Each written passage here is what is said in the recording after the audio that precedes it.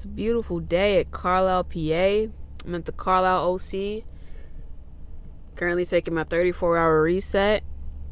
Thought I'd film a video talking about my experience so far at Schneider, detailing the pros and the cons. So let's get into it. There are some things that I like, there's some things that I dislike, and stay tuned.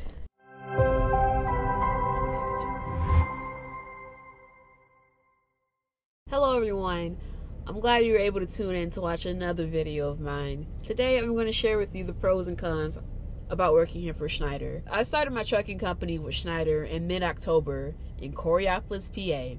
I had just quit Gordon Food Service the week before, and I didn't even put in my 2 weeks notice. I just quit on a Sunday. I remember my manager calling me the next day to see if I had changed my mind, and to be honest, I wanted to leave the third day. It was a lot, and I respected people who do touch freight, but y'all are severely underpaid for the work that you do. But anyways, Schneider overall, they're a great company for training. Personally, I don't think people should stay here forever, but that's just me. Just use Schneider for what they're worth, because they're going to use you for what you're worth. You have no experience. You don't deserve the highest pay, and it sucks because that's contrary to what a lot of people feel personally.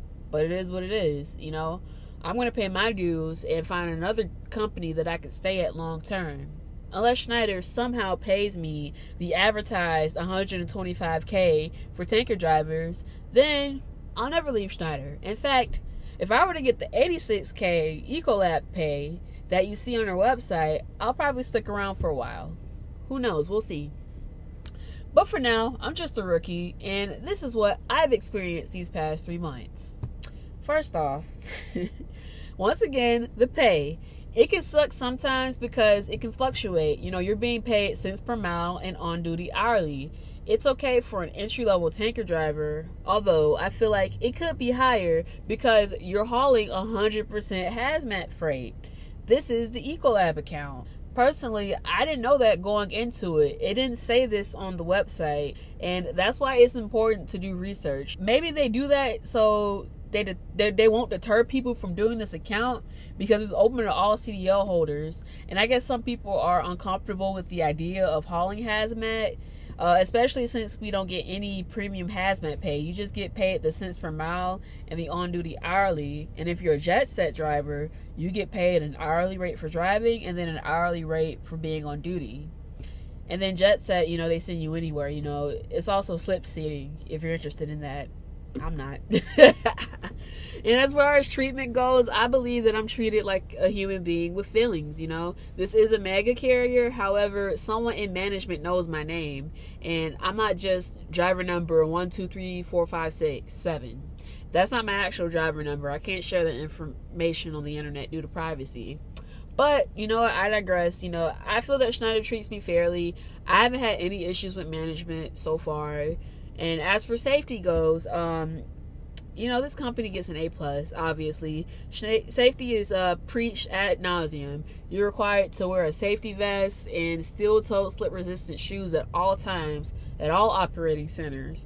You're required to pre-trip the Schneider way thoroughly, at least show 10 to 20 minutes of pre-trip on your hours of service. Coupling and uncoupling has to be done a certain way to prevent a drop trailer. Schneider has this mnemonic called aim and then drop. Don't drop the trailer. But anyways, moving on. As for home time, I'm home every weekend, not just for 34 hours, the whole weekend. And lately it's been a little bit longer because freight is on the low side. And then equipment. Their equipment is top notch. I've been here for 3 months. My truck has got me from A to Z, no breakdowns. I first got this truck and it had 228,000 miles on the odometer. Now it has 243,000 miles. I've driven 15,000 miles on this truck, no issues. Moving on, Schneider is a big company and they have a ton of operating centers across the country. The amenities may vary, but most have access to showers, laundry, vending, company cars, and then there's the OC that I am at right now, the Carlisle OC. That's the closest one to my house. They have fuel lanes, they have showers, vending, cafe, company cars, plenty of parking for trucks. Maintenance is 24 hours, driver service is 24 hours. This operating center has everything. But, there are some things that, I don't like about being here. First off, freight is on the low side, is on the slow side right now. And a recruiter did tell me that I get 1,800 miles on this account every single week. That's what I average, actually, and sadly that hasn't been the case. When I started, freight just slowed down, literally right as I start. And it's funny because, like, when I start these jobs, it always seems like the best months are always behind me and not ahead of me. Now, granted, I did start during the holiday season. The freight was on the low side, so that could be a part of it. Holidays, people are off, short weeks. But I'm not fazed because I know all these trucking companies say one thing to get you in a seat, and they talk a good talk, and that's why turnover is so high in this industry. And here's a secret that I've discovered early on as a rookie. If you get into this industry and you think that all the trucking companies are BS, then it'll save you a lot of time and it'll save you a lot of heartache. I did a ton of research on Schneider, and I knew what I was getting myself into before I started working here. Oh God, this lighting, this sun is all over the place. Let me try this angle. So on average, I'd say that I drive 1,200 to 1,500 miles a week. Lately, it's been 1,200 miles a week on average, and I hope that changes soon. I'd like to make more money, and I mean, I know, it's not the end all be all if I don't make $1,200, $1,300, $1,400 a week, because at the end of the day, I just want to get my experience, because, experience is invaluable. And, I've unloaded so many chemicals, these past couple of months. It's crazy how much I've learned.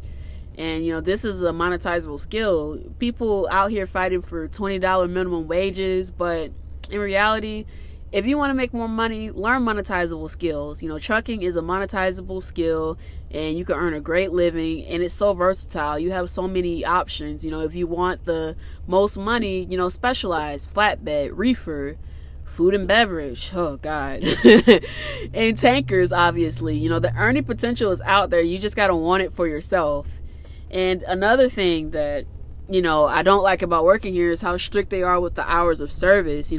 Once you start your 14-hour clock, you can't stop it. There is no such thing as split sleeper berth here or personal conveyance.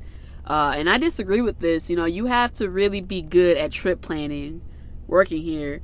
When you start your 14-hour clock, you can't stop it.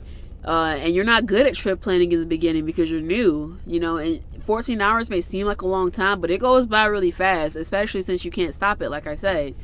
They don't want you parking on the side of the road or the side of the highway, on-ramp, exit ramp for your 10-hour breaks, and that's understandable because that's not safe. That's dangerous.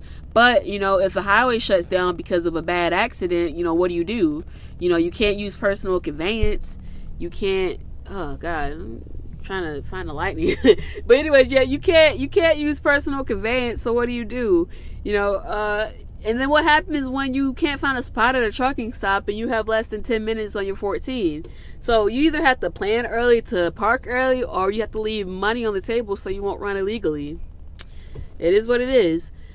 And another thing that's kind of annoying about this company is that the trucks are governed at 65 miles an hour. I truck in the Northeast, and it's very, very mountainous.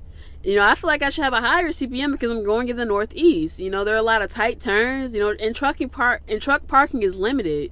So, a lot of these truckers, they don't like running Northeast because of that.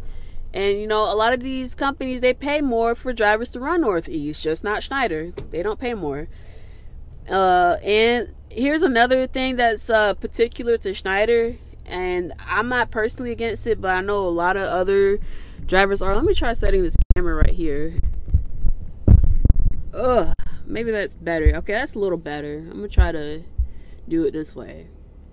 But like I said, I'm not personally against this policy, but I know a lot of people are, and it's their hands-free policy. You can't interact with an electronic device while operating a CMV. That includes headsets, and that includes putting a camera on your head to record yourself while driving. Shout out to Bobby Reach and Tiki. But anyways, overall, I give this company a B, a solid B. They're a great company for beginners. You get plenty of experience that will set you up in the bulk tanker industry. And yeah, that's how I feel about Schneider as a company. If you enjoyed this video, please give it a thumbs up, like this video, share this video, subscribe, do all that good stuff. Follow me on social media, and I'll see you next time.